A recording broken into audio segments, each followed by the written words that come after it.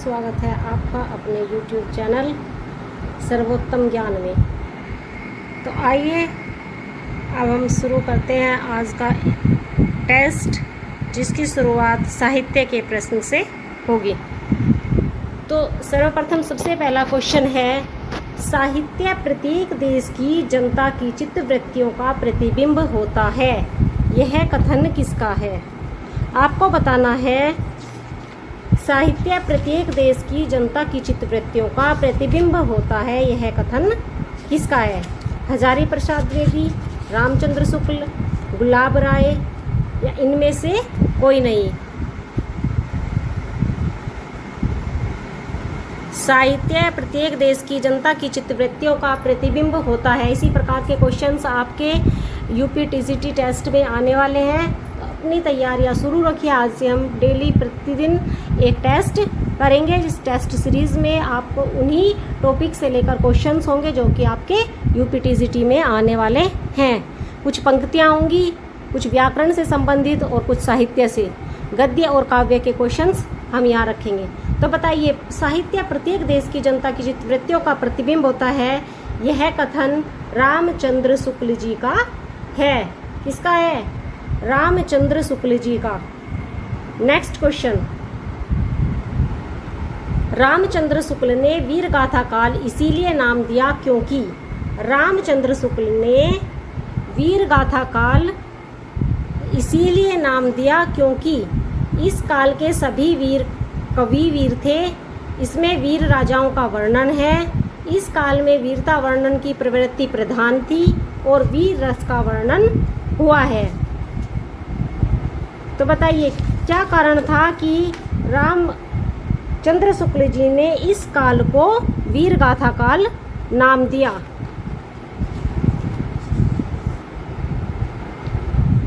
इसी प्रकार के क्वेश्चंस आपको यहाँ देखने को मिलेंगे।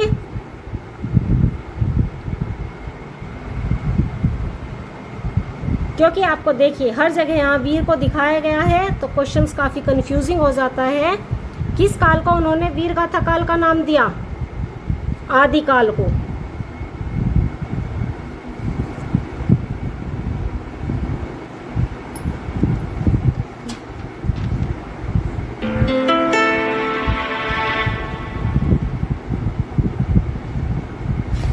देखिए, इस काल के सभी वीर कवि वीर थे। ये भी लगता है देखने से कि हाँ, ये क्वेश्चन का आंसर हो सकता है। इसमें वीर राजाओं का वर्णन है। ये भी हो सकता है इस काल में वीरता वर्णन की प्रवृत्ति प्रधान थी और वीर रस का वर्णन हुआ है। तो आपका आंसर सही होता है सी।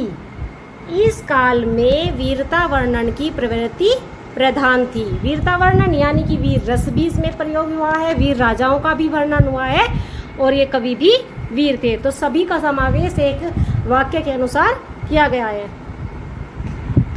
नेक्स्ट क्वेश्चन, कबीर की पत्नी का क्या नाम था? लोई, रत्नावली, हुलसी या कामिनी?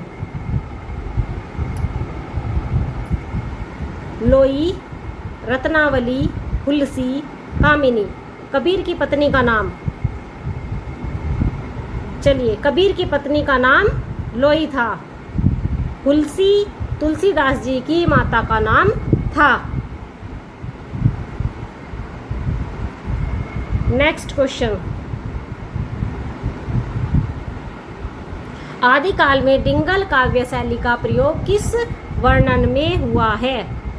प्रकृति वर्णन, श्रृंगार वर्णन, नगर वर्णन या युद्ध पराक्रम वर्णन?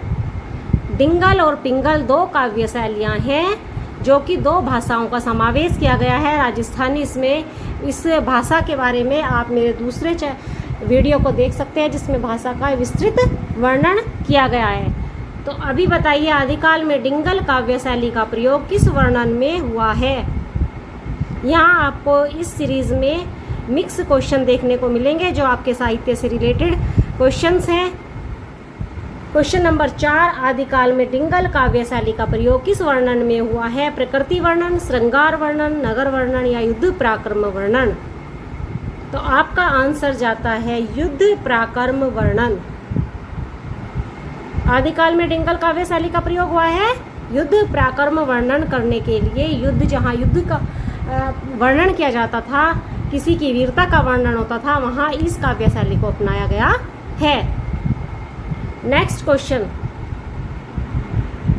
भक्ति काल का सर्वमान्य समय है संवत 1300 से 1750, संवत 1350 से 1700, संवत 1350 से 1750 या संवत 1300 से 1900।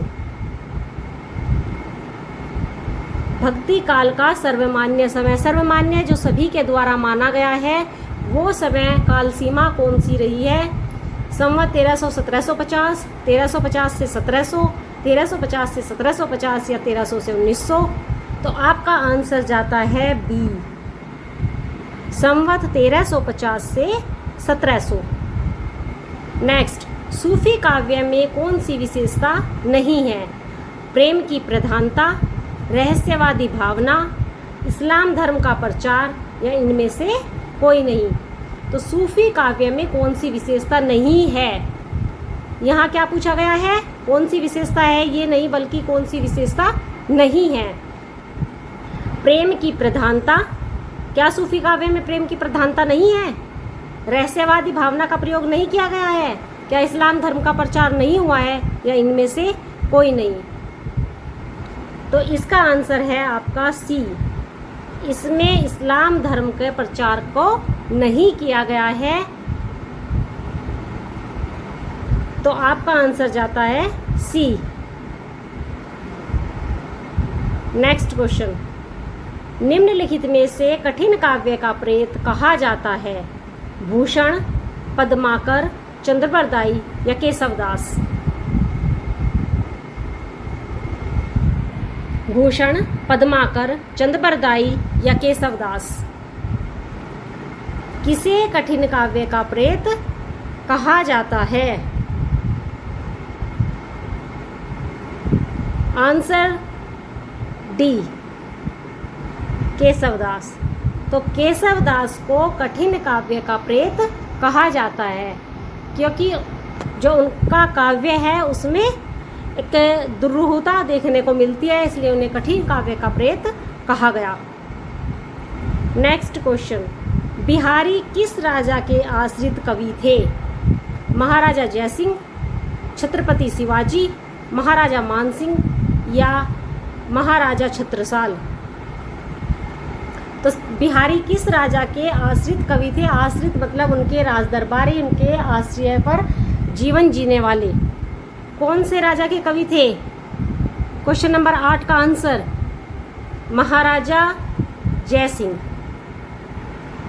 तो बिहारी महाराजा जयसिंह के आश्रित कवि थे।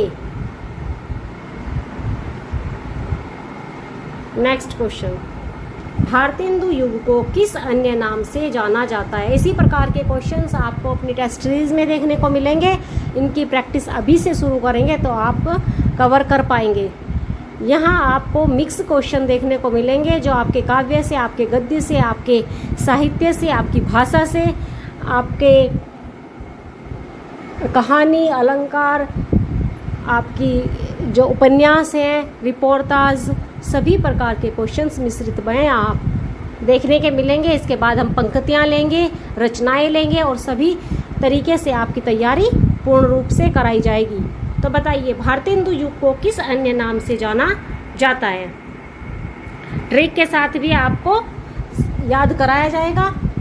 तो भारतेंदु युग को किस अन्य नाम से जाना जाता है? अंग्रेज काल, पुनर्जागरण काल, जागरण सुधार काल या नवीन काल?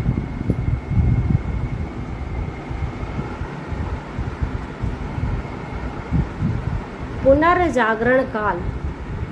भारतेंदु युग को पुनर्जागरण काल के नाम से जाना जाता है, क्योंकि उन्होंने समाज को एक जागृत कराया था, तो अतः इस काल को पुनर्जागरण काल के नाम से जाना जाता है। हिंदी, हिंदू, हिंदुस्तान का उद्घोष किसने दिया? क्वेश्चन नंबर 10, हिंदी, हिंदू, हिंदुस्तान का उद्घोष किसने किया? बालकृष्ण भट्ट, भारतेंदु हरिश्चंद्र, महावीर प्रसाद द्विवेदी या प्रताप नारायण मिश्र? हिंदी हिंदू हिंदुस्तान का उद्घोष, उद्घोष मतलब नारा किसने दिया? बालकृष्ण भट्ट, भारतेंदु हरिश्चंद्र, महावीर प्रसाद द्विवेदी या प्रताप नारायण मिश्र? तो ये उद्घोष हमारा दिया प्रताप नारायण मिश्र जी ने।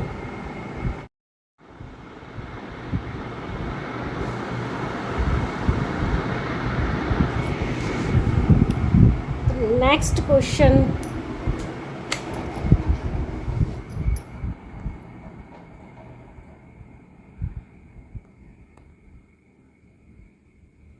कुछ काम करो कुछ काम करो, जग में रहकर कुछ नाम करो, पंक्ति किस कवि की है? मैथिली शरण गुप्त, सुमित्रानंदन पंत, हरिओध या सिया राम शरण दास? बताइए, कुछ काम करो कुछ काम करो, जग में रहकर कुछ नाम करो, पंक्ति किस कवि की है?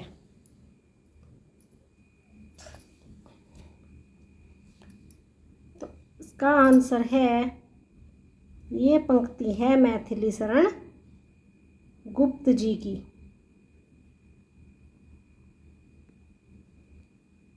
किसकी पंक्ति है?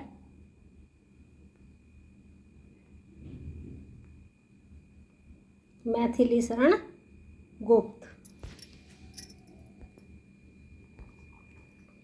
नेक्स्ट क्वेश्चन, साकेत में कुल कितने सर्ग हैं? 9, 12, 10, 14? साकेत में कितने सर्ग हैं? साकेत जो एक महाकाव्य है, उसमें सर्ग बताइए कितने, वो उसमें भागों में विभाजित है। प्रत्येक भाग को सर्ग का नाम दिया गया है।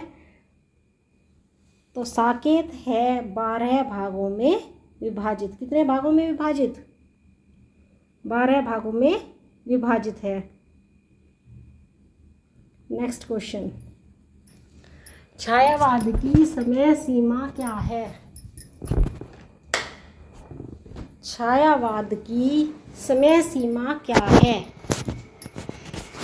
लास्ट क्वेश्चन में हमने भक्ति काल की समय सीमा को जाना। अभी बताइए आप, छायावाद की समय सीमा कितनी है? 1915 से 1930, 1918 से 1938, 1900 से 1930 या डी 1910 से 1930? आंसर कीजिए। क्वेश्चन नंबर 13, भक्ति काल, कृष्ण काव्य, राम काव्य, सूफी काव्य, संत काव्य, छायावाद, भारतेंदु युग, महावीर प्रसाद द्विवेदी युग, नई कविता, प्रगतिवाद, प्रयोगवाद, कई प्रकार के जो आपके काल विभाजन किया गया है, इन सब से आपके अलग अलग प्रकार के क्वेश्चंस आएंगे और क्वेश्चन इसी प्रकार से होंगे। तो अतः आपको सभी का काल विभाजन याद करना होगा। इनका काल विभाजन मैं आपको अपनी नेक्स्ट वीडियो में तो स्टेप बाय स्टेप आपको देखने को मिल जाएगा। तो इसका आंसर छायावाद की समय सीमा, छायावाद की समय सीमा है 1918 से 1938। नेक्स्ट क्वेश्चन, निराला का वास्तविक नाम है? क्या नाम है निराला का वास्तविक नाम? रमाकांत त्रिपाठी, बी उमाकांत त्रिपाठी, सी चंद्रकांत त्रिपाठी या डी सूर्यकांत त्रिपाठी? बताइए, निराला जी का वास्तविक नाम क्या है? तो चलिए, answer Suryakant Tripathi Nirala. Next question, question number 15, छायावाद के प्रमुख 4 कवियों में निम्नलिखित में से कौन नहीं है? जयशंकर प्रसाद, सुमित्रानंदन पंत, माखनलाल चतुर्वेदी या सूर्यकांत त्रिपाठी निराला? कौन नहीं है, ये मैं आपको ट्रिक से याद करवा देती हूँ। 4 प्रमुख कवि माने गए हैं, छायावाद के 4 प्रमुख कवि माने गए हैं, जिसे मैं अभी आपको ट्रिक से याद करवाऊंगी। तो पहले आंसर देखते हैं। माखनलाल चतुर्वेदी जी छायावाद के कवि नहीं हैं। कैसे याद करेंगे? प्रसाद, पंत, निराला, और महादेवी। तो ये 4 कवि हैं। प्रसाद पंत निराला, महादेवी। प्रसाद पंत निराला ने महादेवी को प्रसाद दिया, या आप ऐसे भी याद कर सकते हैं, पंत निराला ने महादेवी को छाया में प्रसाद दिया। तो ये आपके 4 कवि हैं, प्रसाद पंत निराला और महादेवी।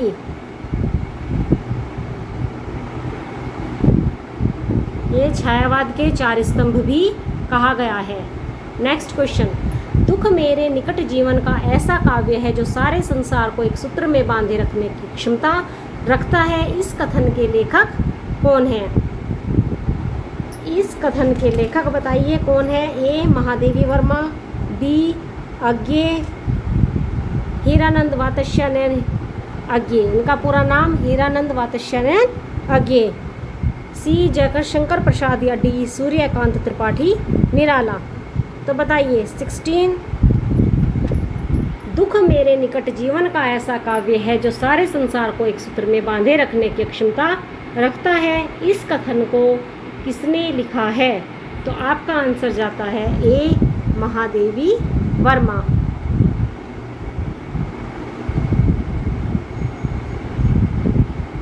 आज की सीरीज में हमने 25 क्वेश्चंस रखे हैं। क्वेश्चन नंबर 17, समास शैली का प्रयोग किस प्रकार के निबंधों में होता है? समास शैली, समास किसे कहते हैं? शब्दों के संक्षिप्त रूप को समास कहते हैं। तो इस समास शैली का प्रयोग किस प्रकार के निबंधों में होता है?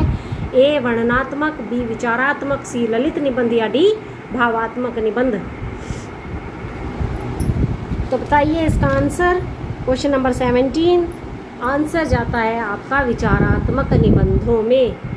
किस प्रकार के निबंधों में? जहाँ विचारों की प्रधानता होती है।